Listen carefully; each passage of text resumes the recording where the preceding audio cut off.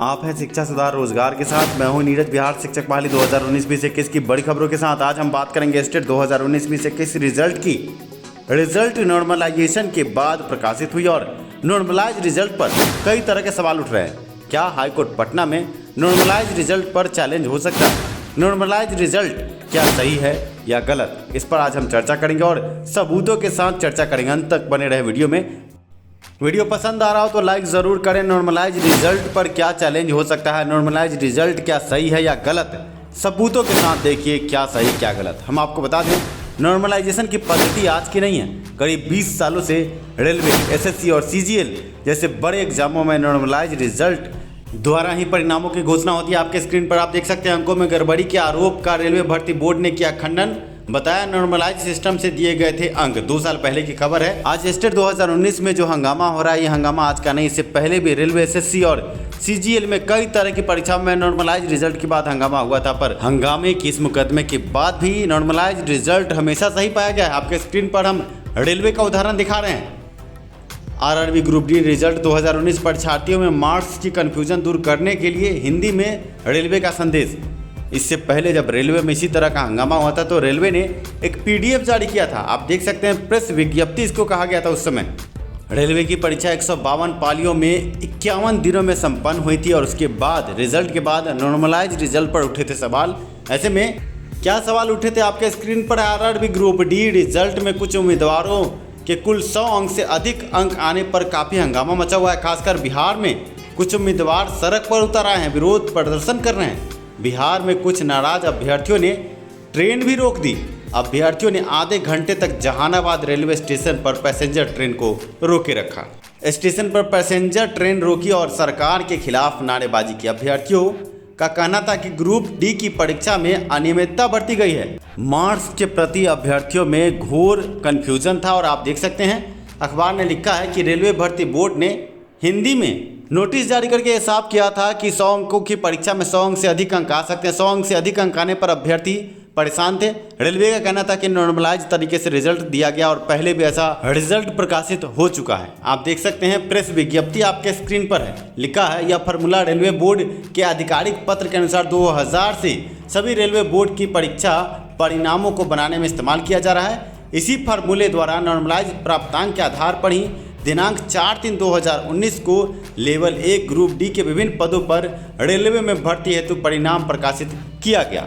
आप समझ सकते हैं इसमें विभिन्न पहलुओं को भी दर्शाया गया है। कैसे नॉर्मलाइज रिजल्ट के बाद अगर 100 अंकों की परीक्षा थी तो 120 125 अंक कैसे आ गए और क्या है नॉर्मलाइजेशन की पद्धति, सभी बातों को साफ किया गया। हम आसान शब्दों में आपको समझाएंगे नॉर्मलाइजेशन की पद्धति क्या है। और कुछ अभ्यर्थियों को भड़काकर बरगलाकर चंदा उगाही के लिए कुछ लोग जो पटना हाईकोर्ट में स्टेट नॉर्मलाइज रिजल्ट पर केस कर रहे हैं। आम अभ्यर्थी ये देखे कि चंदा उगाही करके आप अभ्यर्थियों को कैसे बरगलाया जा रहा है।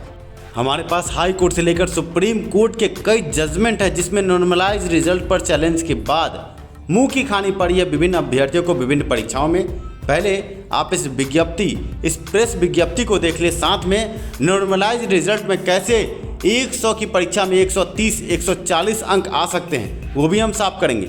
साथ में माइनस में जो रिजल्ट आया है कैसे आया है वो भी हम आपको बताएंगे। आपके स्क्रीन पर रेलवे द्वारा जारी प्रेस विज्ञप्ति है, पर हम आसान भाषा में इसको समझाने की आपको पूरी कोशिश करेंगे।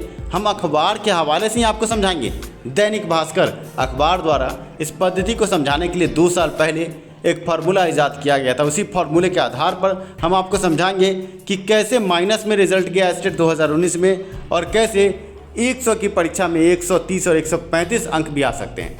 अध्यक्ष रेलवे भर्ती बोर्ड द्वारा ये प्रेस विज्ञप्ति जारी की गई थी उस वक्त और स्टेट 2019 में भी।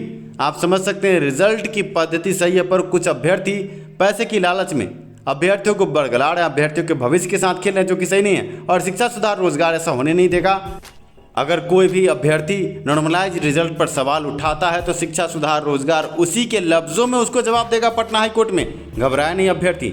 आइए अब आपको हम नॉर्मलाइज रिजल्ट की पद्धति से रूबरू कराते हैं। कैसे स्टेट 2019-2021 का रिजल्ट सही है, आप इस रिपोर्ट को देखने के बाद समझ पाएंगे। और ये हमारी खबर नहीं है, दैनिक भास्कर जो भारत का प्रतिष्ठित अखबार है, उन्होंने एक रिपोर्ट बनाई थी। उस रिपोर्ट से हम आपको रूबरू कराएं। आप देख सकते हैं, ग्रुप डी परीक्षा में परिणामों में गड़बड़ी के आरोप का रेलवे भर्ती बोर्ड ने खंडन किया है। आपको ये जानना चाहिए कि साल 2000 के बाद से आयोजित सभी आरआरबी परीक्षाओं को कंप्यूटर आधारित टेस्ट में नॉर्मलाइज सिस्टम से अंक दिए जा रहे हैं। इस प्रक्रिया को समझने के लिए भास्कर ने रेलवे अधिकारियों और कोचिंग संस्थानों से बात की थी। क्या बातचीत की थी? 3 सवाल, महत्वपूर्ण सवाल आपके स्क्रीन पर होंगे। आप समझ पाएंगे कि नॉर्मलाइजेशन की पद्धति क्या है और कुछ अभ्यर्थी जो आपको भड़काते हैं वो गलत है और ये केस पटना हाई कोर्ट में मुंह के बल गिरेगा। आप देख सकते हैं, 3 सवालों के जवाब से समझिए नॉर्मलाइजेशन से जुड़ी खास बातें। क्या लिखा है? सवाल, क्या होता है नॉर्मलाइजेशन सिस्टम?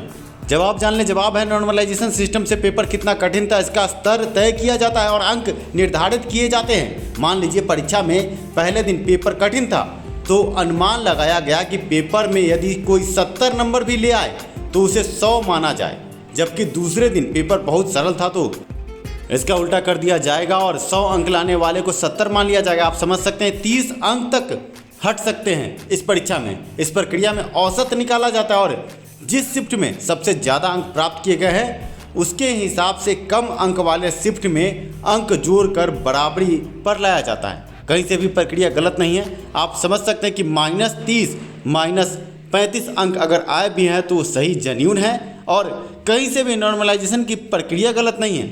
आगे हम आपको समझाते हैं आखिर नॉर्मलाइजेशन की ज़रूरत क्यों पड़ती है। आमतौर पर रेलवे की ज़्यादातर परीक्षाएं ऑनलाइन होती है। ऐसे में ये परीक्षाएं कई दिनों तक चलती है और अलग अलग शिफ्ट में आयोजित की जाती है। इसके कारण छात्र अलग अलग शिफ्ट में होने वाले पेपर को लेकर आसान और कठिन पेपर की शिकायत करते हैं।